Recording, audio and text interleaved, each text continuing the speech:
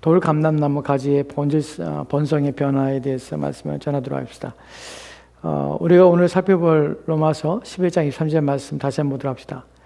이 말씀을 보면 그들도 믿지 아니하는데 머무르지 아니하면 붙잡으심을 받으리니 이는 그들을 접으실 능력이 하나님께 있습니다. 누구에 대한 이야기냐면 유대인들에 관한 이야기입니다. 유대인들에 대해서 바울은 말하기를 하나님이 그들에게 접으실 능력이 어디에게 참 감람나무에 접으실 능력이 하나님께 있도다. 근데 유대인은 어떤 상태에 있었죠? 유대인은 지금 원 가지에서 잘림받은 상태예요. 근데 접으실 능력이 있다고 그래요. 바울이 쭉 말하는 것을 따라오게 되면 그러면 바울이 염려하는 것처럼 이런 것들이 교회 안에 발생했습니다. 초대교회에. 무엇이 있냐면 유대인들에서 편견을 가지고 유대인들을 멸시하는 현상들이 초대교회에 있었습니다. 왜냐하면 그들이 복음을 거역하기 때문에, 그리고 하나님께서 그들을 버리셨다고 생각하기 때문에, 그래서 이방인들을 중심이 된 교회가 유대인들에 대해서 끊임없이 핍박하고 박해하는, 물론 유대인들이 교회를 핍박하고 박해했습니다. 동시에 교회 안에서도 유대인들에 대해 편견을 가지고 멸시하며 저주받은 백성이라, 저주받은 자들이라 라는 생각들을 가지게 됐습니다. 왜냐하면 그리스도가 그들에 의해서 십자가에 달려 죽으셨기 때문에 그렇습니다. 역사적으로도 끊임없이 유대인들이 그런 박해를 받았습니다. 물론 박해를 하지 말라 하는 것에 이런 문제가 아니라 성경적으로 이것이 바울이 지금 말하고 있는 내용 속에서 민족적으로 유대인들이 잘림 받은 건 사실이지만 그렇다고 완전히 버림받았냐 라는 문제에서 그렇지 않다고 말을 해요. 그 부분에 대해서 바울이 지금 말하고자 하는 것입니다. 유대인들에서 어떻게 될 것인가 하는 것은 이미 바울이 말했습니다. 그러나 신비에 대해서 말했고, 또한 지금 본문에서 말하고자 하는 것은 유대인들에 대해서 하나님께서 그들을 완전히 버리셨는가 하는 부분에서 그렇지 않다는 사실을 바울이 지금 말하고 있는 것이에요. 그래서 너희가 편견을 가지고 유대인들 대하지 마라 라는 것이 5개에 걸쳐서 바울은 유대인들이 여전히 하나님께서 그들 가운데 은혜를 베푸고 계시다는, 물론 이 말을 또 오해하면 안 됩니다.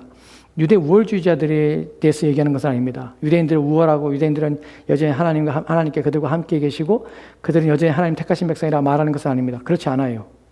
그렇지 않습니다.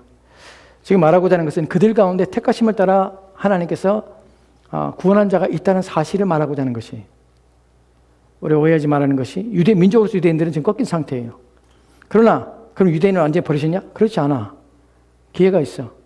라는 것을 지금 말하는 것이, 여기에 대해서 5가지의 내용을 가지고 바울이 지금 증명하고 있습니다. 11장 1절 말씀은 이렇게 첫 번째 증명을 합니다. 11장 1절 말씀입니다. 같이 들어갑시다. 시작. 그러므로 내가 말하노니 하나님이 자기 백성을 버리셨느냐? 그럴 수 없느니라. 나도 이스라엘이요 아브라함의 씨에서 난 자요 베냐민 지파니라. 아멘. 본문에서 바울이 말하고자 하는 것이 그것입니다. 내가 말하노니 하나님이 자기 백성을 버리셨느냐? 자기 백성을 완전히 버리셨느냐? 아니라, 그렇지 않다. 물론 그들이 민족으로서의 유대인들은 꺾인 것은 사실입니다. 그리고 교회 밖에 있습니다. 구원이 저들 가운데 떠나갔습니다. 하나님께서 저를 버려두셨습니다. 그건 사실이지만 그렇다고 해서 자기 백성을 완전히 버리셨냐? 그렇지 않아. 그럴 수 없느니라. 나도 이스라엘 사람이 아브라함의 씨에서 난 자요 나도 베냐민 지파라. 나를 보면 알잖아. 난 유대인이야? 근데 하나님께서 완전히 버리셨냐? 그렇지 않아.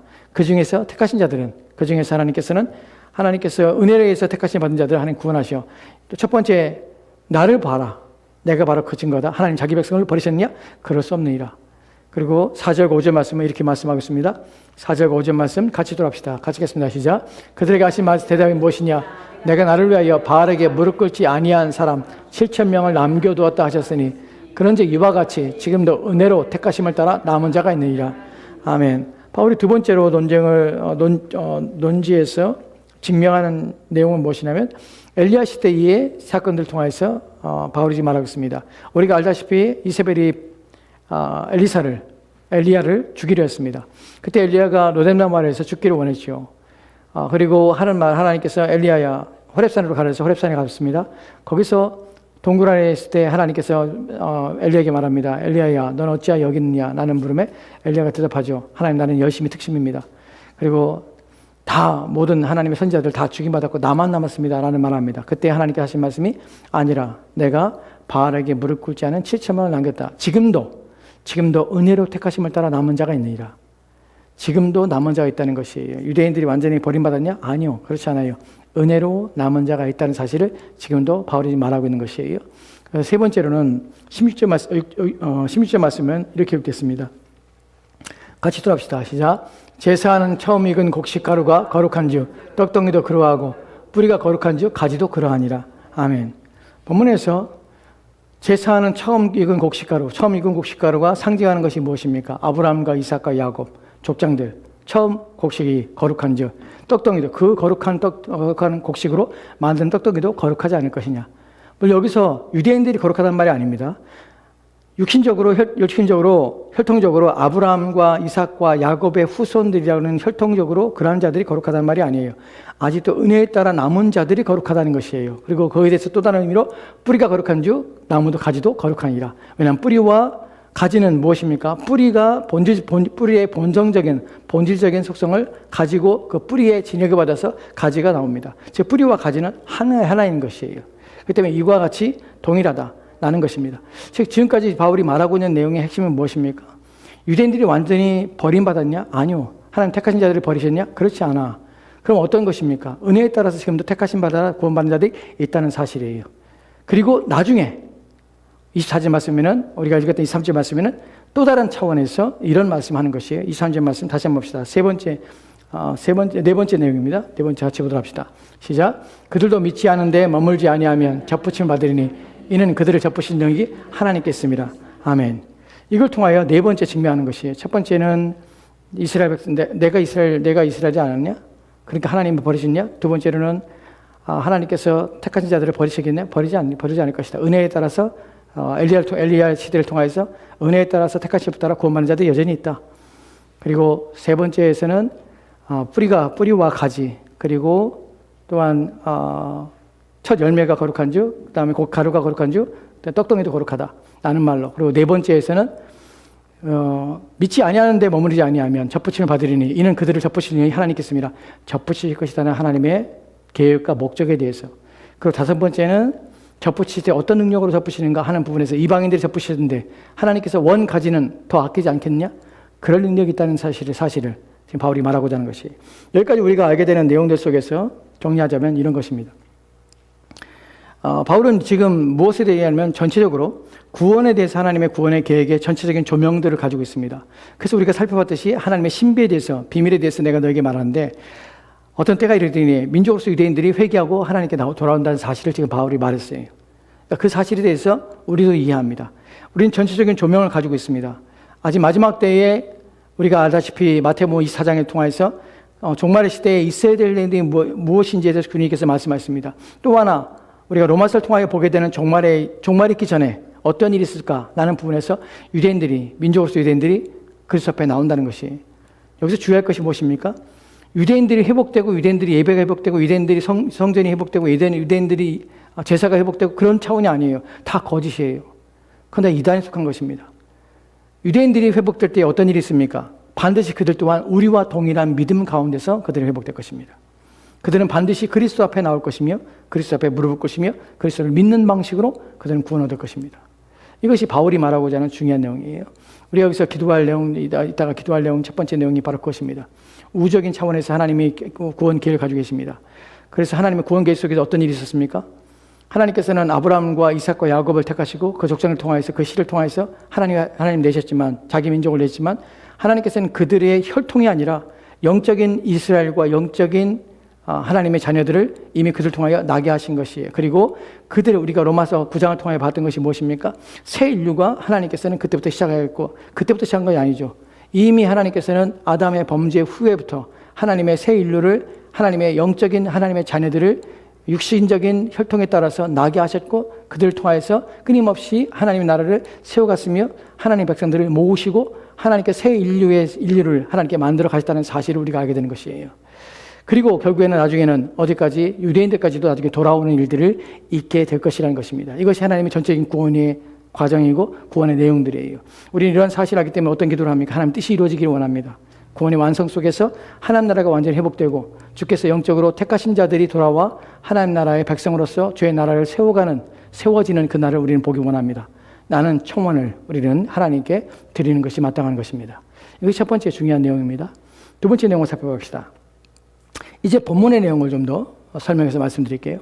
그들도 믿지 아니하는, 여기서 그들은 누구입니까? 유대인들이에요. 근데 여기서 중요한 것이 믿지 아니하는데 머무르지 아니하면 이라는 말입니다. 믿지 아니하는데 머무르지 아니하면 이라는 말은 무엇입니까? 그들이 믿어야 한다는 것이에요. 그들은 어떻게 구원받습니까? 행위로 구원받는 것이 아니에요. 이미 제가 아까 말씀드린 것처럼 어떤 자들은 어떤 거짓 가리킴을 가지고 성경에 어디에서 그 본문이 나왔는지도 불분명한 그런 거짓된 가르침을 가져서 그런 자들은 어떻게 하냐면 유대인들이 예루살렘의 성전을 회복하고 성전을 다시 짓고 거기서 제사를 다시 드리고 그로 말미암아 그들이 예전에 구약을 다 회복함으로 말미암아서 구원한다고 이런 가르침 속에서 우리는 그래서 유대인들이 땅을 회복하고 그 다음에 성전을 회복하고 하는 일에 도움을 준다고 말하는 그런 거짓된 이걸 교회에서 말한다는 것이 정말 이상하지 않아요? 그리스도 외에 어디 구원이 있겠습니까? 그리스도 외에 어떻게 성전을 져서 거기서 성전을 지어서 제사를 드림으로 구원받는 일이 어떻게 가능하겠어요?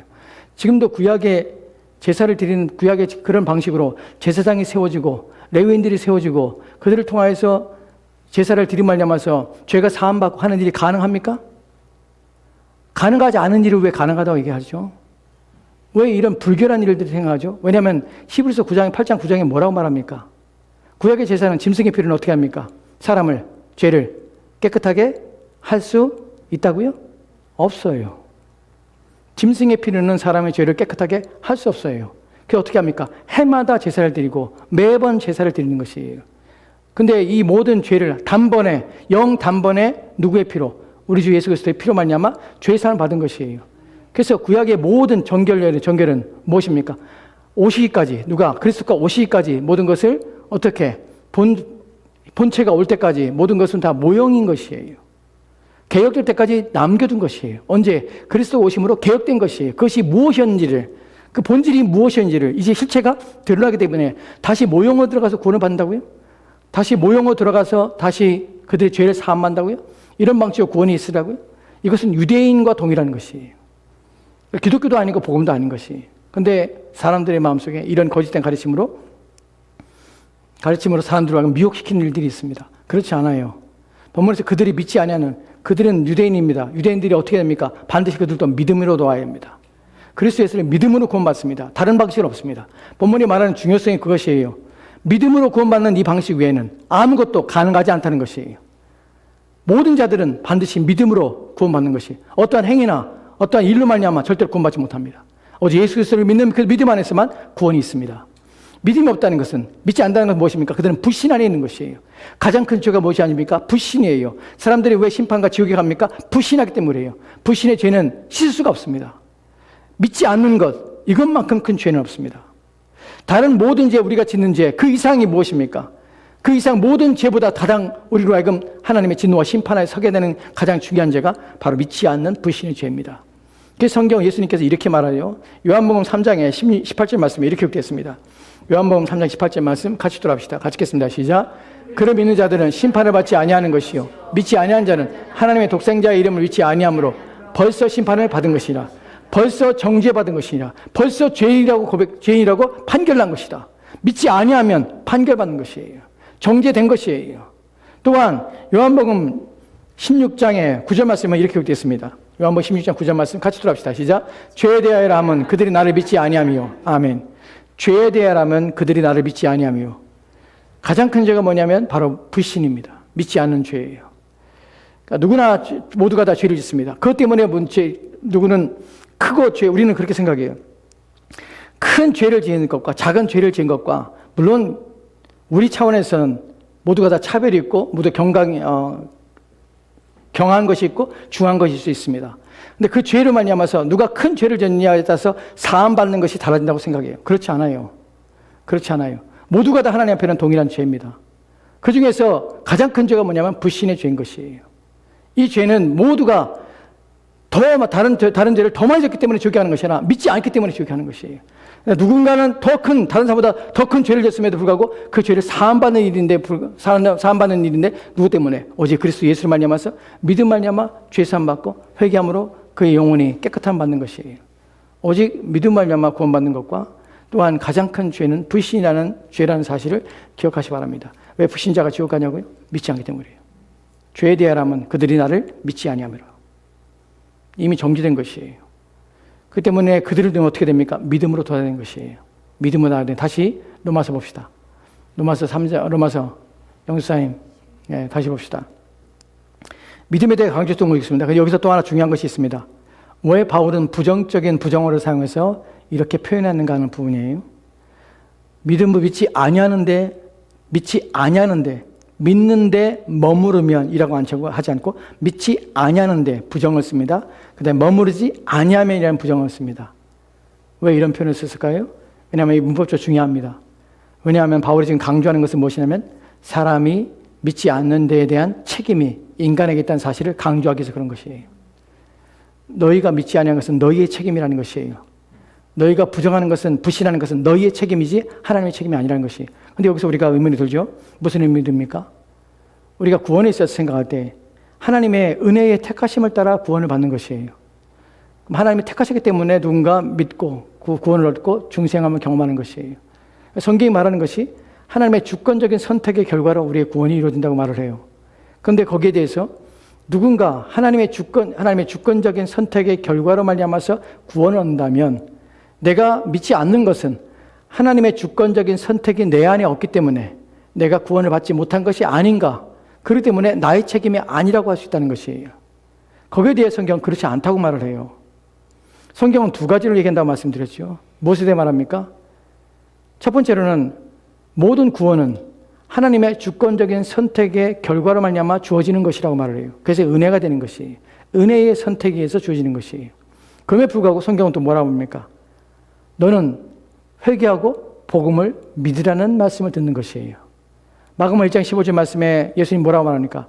천국이 가까웠으니 회개하고 복음을 믿으라. 믿으라고 하나님께서 말하는 것이에요. 믿어 순종하라고 요구하시는 것이에요. 그래서 성경은 하나님의 은혜인 동시에 구원은 우리 인간의 책임이라는 것이에요. 우리 또한 하나님께 나와야 되는 것이에요. 이것이 어떻게 모순되는 것처럼 보이는데 어떻게 일치합니까? 성경의 가르침은 그렇습니다. 하나님께서는 구원을 이룰 때 은혜의 선택의 방법에 의해서 구원을 얻기로 결정하셨습니다. 그래서 은혜에 되는 것이에요. 그렇게 할 수밖에 없는 이유는 무엇입니까? 우리에게 맡게 되면 구원은 온전치 않기 때문이에요. 우리는 누구도 스스로 구원을 얻을 만한 능력이 전혀 없다는 사실이에요. 왜냐하면 모두가 다 그 마음이 허망해지고 또 어두워져서 진리에 이르지 못하는 것이에요. 모두가 다 죄 가운데서 죄로 말미암아서 모두가 다 어두워져서 하나님의 영광에 이르지 못하는 것이에요. 그 상태가 인간의 상태인 것이에요. 그렇기 때문에 구원을 우리 가운데 우리의 선택과 결과로 우리 가운데 줄 수 없을 뿐만 아니라 또한 그 구원을 유지할 수 있는 능력이 또한 우리 가운데 없다는 것이에요. 그래서 이 모든 건 누구의 손에 의해서 누구의 은혜로 된다면 하나님께서 우리 가운데 주어지는 방식으로밖에 구원이 우리 가운데 줄 수밖에 없다는 사실이에요. 두 번째로는 중요한 것이 무엇이냐면 구원이 하나님이 우리 가운데 줄 때에 하나님께서는 그 방식에도 그 결정을 하시는 그 결정에 방식도 정하셨는데 그 방식이 무엇이냐면 전도, 복음을 선포하는 방식을 통하여서 이 결과를 도출하기를 원했다는 사실이에요. 무슨 말입니까? 누군가 구원 얻는데 저절로 구원하는 것이 아니라 복음이 선포돼서 회개하라 명하시는 그 음성을 들을 때에 이 사람의 마음에 감동이 되고 성령 하나님 그의 마음을 여셔서 그 말씀 앞에 순종하여서 믿어 순종함, 믿음의 순종함으로 믿어서 구원에 이르게 되는 것이에요. 이 방법은 하나님께 정하신 하나님의 방법입니다. 그래서 우리는 믿으라는 하나님의 말씀에 모든 사람은 순종해야 될 책임이 있는 것이에요. 그 책임을 없다 할 수 없는 것이에요. 그래서 우리는 이 모든 이해를 통해서 우리가 알게 되는 건 무엇이냐면 누군가 은혜를 받고 누군가 구원을 얻었다는 것은 하나님의 택하심에 따라 된 것이고 누군가 믿지 않고 누군가 불신하고 있다는 것은 무엇입니까? 그의 책임이라는 것이에요. 그의 마음이 하나님의 말씀에 순종하지 않는 그의 불신의 마음의 책임 때문에 인간은 진노와 심판을 당해 마땅하다는 것이에요. 이것이 성경에서 말하고 있는 두 가지의 중요한 구원에 있어서 두 가지 핵심입니다. 하나는 하나님의 은혜의 선택과 또 하나는 인간의 책임입니다. 그래서 인간의 책임에서 우리는 자유로울 수 없다는 사실이에요. 그러니까 누군가 무조건 다 하나님 앞에 나와 회개해야 되는 것이에요. 그 책임은 하나님께 전가할 수 없으며 하나님의 선택의 결과로 말미암아 내가 이런 상태에 있다고 말할 수 없는 것이에요. 그 상태에 있는 것은 자신의 책임인 것이에요. 인간의 죄된 마음의 상태에서 벌어지지 않는 것입니다. 이것이 본문에서 말하고자 하는 믿지 아니하는데 머무르지 아니하면 접붙임을 받으리라는 것이에요. 또한 본문에서 우리가 또 생각할 것은 바울이 지금 말할 때에 그들을 접붙일 능력이 하나님께 있음이라는 표현을 씁니다. 왜 접붙이심이 하나님께 있음이라고 말하지 않고 하나님의 능력에 있음이라고 말하는 것일까요? 왜냐하면 접붙임이라는 것이 보통 이것이 일반적으로 가능한 일이 아니기 때문에 그래요. 본문에서 능력이라고 표현할 때 이 능력은 하나님의 전능하심이에요.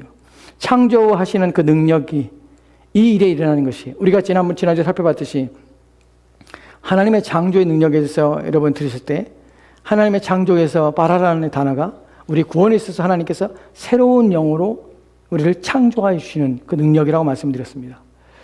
우리로 하여금 접붙임이라는 것은 그 능력은 하나님의 새로운 창조의 능력처럼 크신 능력자이신 그분께서만 그분 통해서만 일어나는 일이기 때문에 창조의 능력인 것입니다. 그래서 우리는 그것이 하나님의 능력이라는 표현을 쓰는 것이 구원에 있어서 접붙임은 이 놀라운 사건들은 결코 어느 누구나 또한 어느 누구의 개인적인 노력과 수고로 말미암아서 결코 이루거나 도달하거나 또 얻을 수 있는 것이 결코 아니라는 것이 천한 어떤 것으로 말미암아 모든 만물 속에서도 그 한 사람의 영혼을 구원하고 한 사람의 영혼을 가능하게 하고 한 사람의 영혼의 죄를 사함받게 하는 일은 불가능한 것이에요. 누구밖에 없냐면 오직 하나님의 능력밖에 없는 것이에요. 그래서 접붙임은 오직 능력이신 하나님의 능력이 접붙일 능력이 하나님께 있도다 라고 말하는 것이 하나님께만 있도다 라고 말하는 것이 이제 본문이 말하는 중요한 내용입니다. 여기 또 하나 살펴보다 봅시다. 본문에서 우리가 또 하나 살펴볼 것이 무엇이냐면 믿지 아니하는데 머무르지 아니하면 접붙임이 받으리니 라는 표현 속에서 이 본문을 잘못 이해한 경향이 있는 부분에서 좀 건드리고 넘어가도록 합시다. 본문에서 그들도라는 표현을 씁니다. 제가 말씀드린 것처럼 그들은 누굽니까? 유대인들입니다.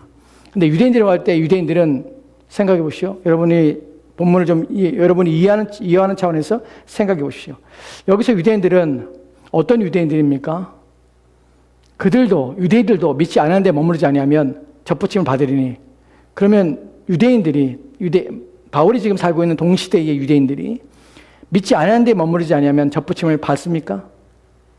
또 그들도 그 당시의 유대인들도 접붙일 능력이 하나님께 있습니다. 그럼 그들도 접붙임 받을 수 있습니까? 원교제 잘림 받은 다음에 바로 접붙임 받을 수 있습니까? 라는 부분이에요. 바울이 말하고 있는 유대인들이 누구인가 하는 부분이 중요합니다. 당시의 유대인이라고 하면 그럼 이런 해석이 가능한 것이 그러면 원가지 잘림받았지만 접붙일 능력이 믿지 않았는데 머무르지 아니하면 즉 그들도 믿으면 바로 접붙임 받을 수 있다 라고 가능하게 되는 것이 유대인들도 그런 구원이 가능하다고 여기는 것이에요. 여러분 그렇게 되면 문제가 무엇입니까? 잘라놨어도 내가 스스로 접붙일 수 있고 잘라내도 또 떨어져 나갔다도 다시 붙일 수 있고 라는 것이 가능한가 하는 질문을 들어가게 되는 것이에요. 이 말이 무슨 말입니까? 왜 이 말이 중요하냐면 오늘날 사람들이 본문을 그렇게 해석하고 그렇게 이해하려고 합니다. 왜냐하면 믿음이라는 것이 무엇이냐면 여러분들이 자신 속에서 나오는 어떤 것이라고 말하는 것이 때문이에요. 그 말의 의미가 무엇이냐면 예수를 믿는다는 것은 당신이 믿는다고 고백하는 고백 속에서 내가 믿는 것이기 때문에 내가 믿는다고 하세요. 믿으세요. 라고 말하는 경향성을 가지고 믿음의 능력이 누구에게 나오냐면 나에게부터 나오는 것이 내 마음으로부터 나온다는 이해들입니다. 그게 내가 믿는 것이라고 착각하는 것이에요. 그래서 그들이 가르치는 가르침에서 사람들은 이런 생각하는 것이죠. 내가 믿기 때문에 내가 믿음 안에 있어서 내가 믿는다고 고백하고 내가 믿으면 이제 원가지에 접붙임 받았다가 내가 불신과 내가 죄를 짓고 하면 거기서 떨어져 나왔다가 또 내가 접붙임 받아 내가 믿는다고 하면 또 접붙임 받고 이것이 왔다 갔다 하는 것이 가능한 것이 아니야. 누구에게 달렸기 때문에? 나에게 달렸기 때문에 나는 것이에요. 사람들이 흔히 생각하는 것이 뭐냐면 오늘 내가 예수 안 믿고 어느 날 내가 예수 믿지. 오늘 내가 지금은 내가 예수를 믿는 것을 지금 잠시 접어두고 내가 나중에 시간 날 때에 내가 나중에 돈을 많이 벌게 되면 내가 사업에 성공하면 그때 내가 예수를 믿지. 또한 지금은 내가 예수를 안 믿지만 내가 필요할 때 그때가 되면 내가 그때 예수를 믿겠지. 이런 생각이 가능한가 하는 부분이에요. 절대로 가능하지 않습니다. 본문은 그렇게 말하는 것이 아니에요. 본문에서 유대인들은 누구입니까? 어떤 유대인입니까? 당시의 유대인들이 아니에요. 당시의 유대인들은 민족의 유대인들은 끝난 것이에요. 그럼 누구의 어떤 유대인입니까? 바울은 지금 1900년 전에 바울이 지금 이 말할 때에는 먼 미래에 그리고 지금도 우리가 경험하지 못하는 이제 앞으로 어느 날 일어나게 될 유대인들 하나님 앞에 회개함으로 민족으로서 하나님 앞에 나올 그 유대인들을 말하는 것이에요. 즉 이들은 지금 역사상에 한 번도 경험하지 못했습니다. 오지 않은 것이 보이지 않은 것이에요. 역사상 어느 날 주님께서 오시기 전에 민족으로서 유대인들이 회개하며 하나님 앞에 나올 날이 올 것이다. 근데 그들이 믿는데 믿지 아니하는데 머무르지 아니하고 믿는데 나올 것이다. 그리고 하나님께서는 그들을 접으신 능력이 하나님 있기 때문에 그들을 반드시 민족으로서 접으실 것이다.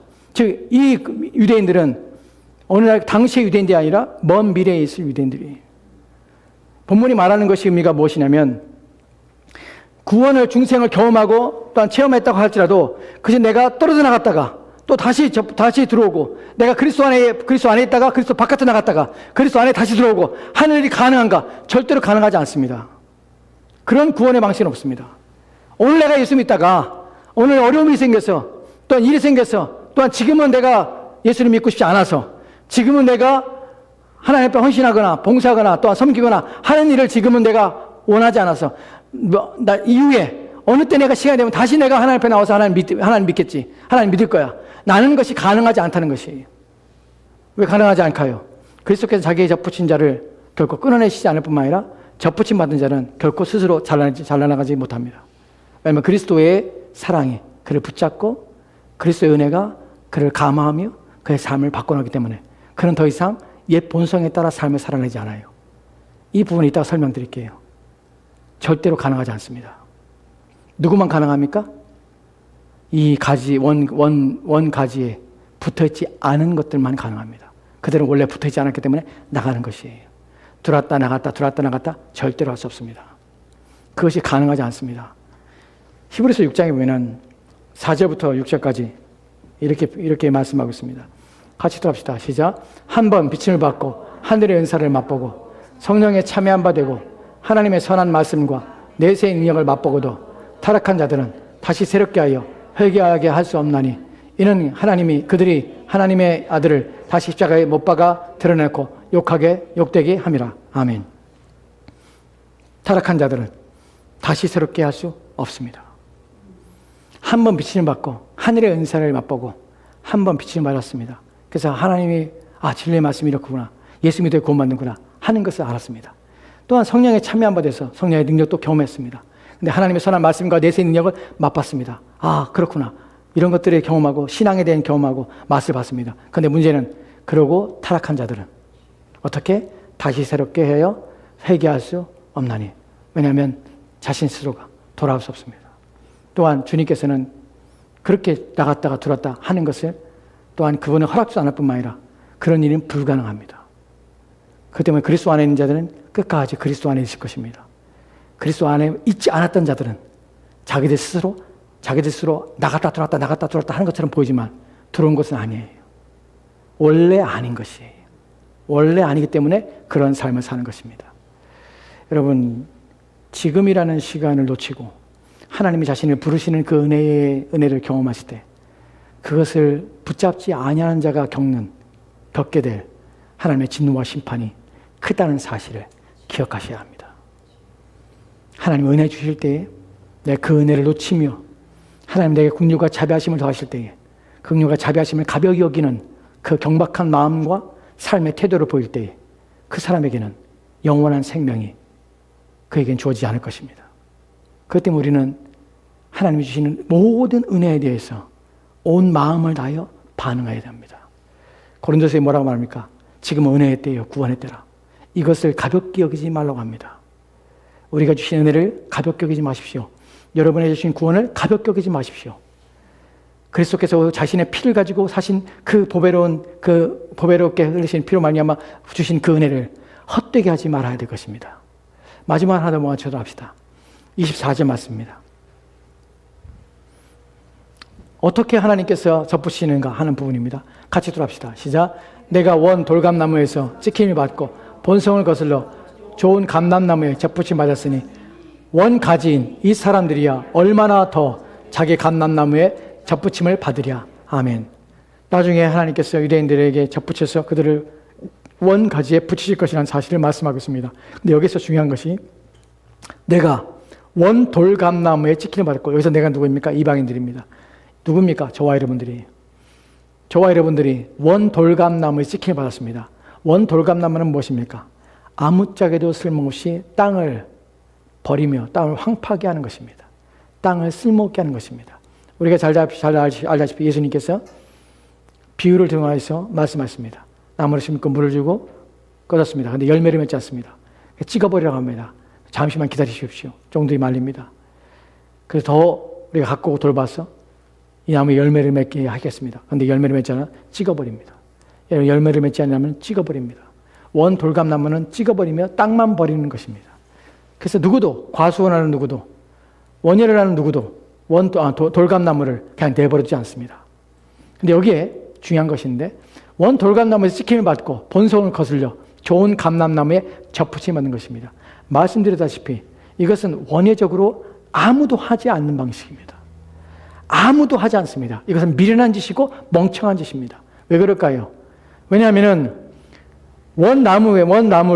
나무가 있는데 그 나무 뿌리에서 나오는 진액이 있고 원예에서 가장 중요한 것이 뭐냐면 원나무의 힘입니다. 기력이 좋은 나무들을 그 나무 줄기가 있습니다. 그 줄기를 가지고 좋은 나무에 좋은 열매를 맺는 잘 열매를 맺고 또한 열매를 맺을 수 있는 좋은 열매를 맺을 수 있는 그 나무의 가지를 잘라서 그 나무를 힘이 좋고 기력이 좋은 나무 줄기에 접붙이는 것이에요. 그럼 어떤 열매가 있습니까? 잘라낸 가지의 그 힘에 의해서 가지의 본성에 의해서 좋은 열매가 맺히는 것이에요. 이 열매는 어디에서부터 옵니까? 좋은 뿌리 줄기를 통해서 이 가지가 힘을 받아서 열매를 맺는 것이에요. 근데 본문에 뭐라고 합니까? 돌감람나무에서 가지를 잘라서 좋은 감람나무에다가 그 쓸모없는 가지를 붙여놓은 것이에요. 그럼 무슨 열매를 맺습니까? 좋은 감람나무에 열매가 맺히지 않아요. 돌감람나무에 열매를 맺습니다. 왜요? 가지의 본성 때문에 그래요. 근데 뭐라고 말합니까? 본성을 거스르는 것이에요. 누가? 하나님이 그렇게 하신 것이에요. 우리가 돌감람나무인데 우리는 무엇은 열매를 맺는데 열심입니까? 무엇만 맺습니까? 돌감람나무에 열매를 맺는 것은 아무 문제 없어요. 우리는 늘상 돌감람나무에 열매를 맺어요. 쓸모없는 것들만, 버려지는 것, 땅만 버리는 것들만 끊임없이 맺어내는 존재들이에요. 근데 그 존재를 잘라냈어요. 잘라내서 우리를 붙여서 우리를 원감람나무인 그리스도에게 접붙이는 것이에요. 근데 문제는 무엇이냐면 나의 본성이 나와야 되는데 나의 본성이 안 나오는 것이에요. 왜냐하면 본성을 거스르는 능력이 누구에게? 그리스도이기 때문에. 나로 하여금 어떻게? 그분의 본성이, 그분의 열매가 맺히도록 나의 본성까지 바꿔주신 것이에요. 이것이 하나님이 우리를 구원하시는 방식이고 놀라운 은혜입니다. 여러분, 내가 그리스도인이 됐기 때문에 나는 것이 아니에요. 그리스도인이 됐기 때문에 내가 선한 열매를 맺고자 하는 마음이 되거나 선한 열매를 맺는 것이 아니에요. 나를 잘라서 붙여주셨고 그 능력이 거기서부터 나를 공급받아서 나를 그럼 열매가 막 그분을 위해서 맺혀지는 삶으로 내 삶이 막 바뀌어지는 것이에요. 본성을 거스리는 능력이 내게 있는 것이 아니라 나의 본성을 거스리는 능력이 그리스도께 있는 것이에요. 그래서 그분이 나로 하여금 살게 하고 그분이 나로 하여금 그분을 나타내며 드러나게 되는 것이에요. 예수 그리스도 닮자, 예수 그리스도를 위해 살자 라는 말이 여러분 스스로가 열심을 내자, 결심하자, 내가 무엇인가 하자 하는 것이 아니에요. 그분의 본성 앞에, 그분 앞에 접붙임 받아서 그분이 가지고 있는 그분을 내가 공급받고 그분의 능력을 공급받고 그분과 결합돼서 그분과 교제함으로 말미암아 또한 그분 안에 있음 말미암아서 그분의 능력들이 내게 나타나도록 만드는 것이 그분이 내 안에 나타나고 그분이 드러나도록 나는 하는 것이에요. 내가 결심하는 것이 아니라 내가 내 본성 속에서 무엇인가 만들려고 하는 것이 아니라 이것이 본문에서 말하는 중요한 내용입니다. 얼마나 놀라운 일입니까? 구원에 있어서. 그것이 저와 여러분이 주어있다는 사실. 그리고 우리는 어떤 열매를 맺습니까? 그리스도의 열매가 맺힐 수밖에 없습니다. 내가 내 안에 있고 내 말이 내 안에 있고 너희가 내 안에 있으면 저절로 열매를 맺나니 그 능력이 여기서 나오는 것이에요. 본성을 거스린 능력. 이 능력이 내 안에 가득하기를 위해 기도합시다. 이 능력이 내 안에 충만하기를. 그래서 저절로 열매 맺는 그리스도의 열매를 맺는 나의 삶 되기 원합니다. 라는 기도를 하나님께 드렸으면 좋겠습니다. 우리가 기도하도록 합시다.